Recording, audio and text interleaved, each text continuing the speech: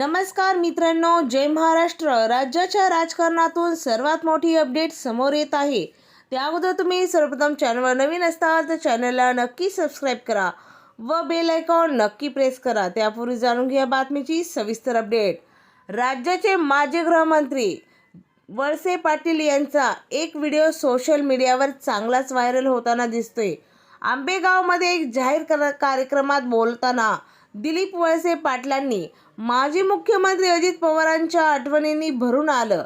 मात्र आपल्याला काही झालेलं नसून अजितदादांच्या आठवणीमुळे आपण भावुक झाल्याचं त्यांनी माईकवरच सांगितलेलं आहे। मात्र त्याचवेळी दिलीप वळसे पाटलांनी राज्यात मोठी राजकीय घडामोडी होण्यासंदर्भातील सूचक विधान केलेलं आहे। दोन्ही राष्ट्रवादीच्या विलिनीकरणाबाबत उपमुख्यमंत्री सुनेत्र पवार राष्ट्रवादीच्या आमदाराची महत्त्वाची बैठक घेणार असल्याचे दिलीप वळसे पाटलांनी स्पष्ट केलेले आहे।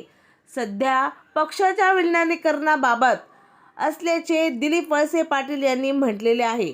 मंगळवारी मुंबईत ही बैठक होणार असल्याची माहिती राज्याचे माजी गृहमंत्री दिलीप वळसे पाटील यांनी मंचर येथील सभेत दिलेली आहे।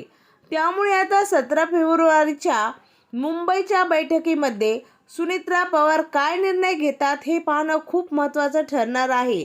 त्यामुळे 17 फेब्रुवारीचा दिवस राज्याच्या राजकारणातील महत्त्वाचा दिवस ठरू शकतो, अशी राजकीय चर्चा वर्तुळात येत आहे।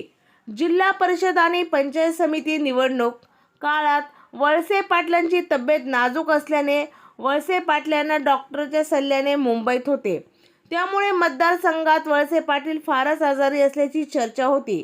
त्यावेळेस पाटलांनी जाहीर सभेच्या सुरुवातीला स्पष्टीकरण दिलं होतं।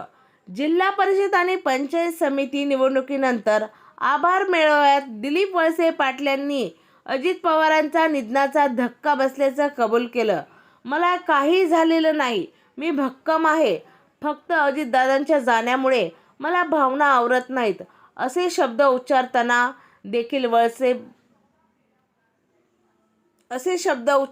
देखील पाटील भावुक झालेले आहेत। तुम्हाला काय वाटतंय? येत्या 17 फेब्रुवारीला काय बोलणार आहेत?